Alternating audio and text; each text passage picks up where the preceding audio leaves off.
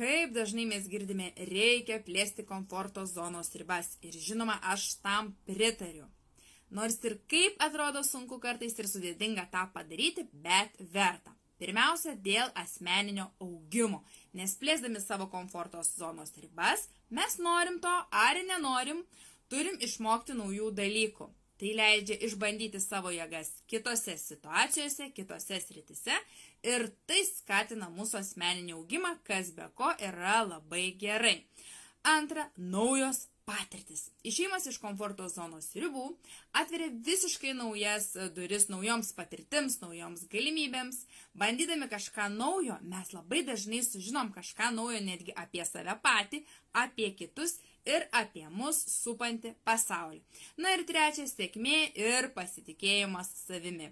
Įveikdami iššūkius, kurie yra už mūsų komforto zonos ribų, mes stiprinam pasitikėjimą savimi, kas yra labai svarbu šiai dienai.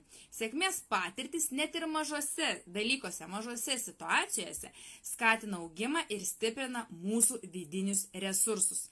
Aš tau nesakau iškart iššokti iš komforto zonos ribų, bet po truputį jas plėsk ir vieną dieną pamatysi, kad dalykai, kuriuos tu labai bijojai atlikti, šią dieną pasidaro lengvai ir visiškai su kita energija.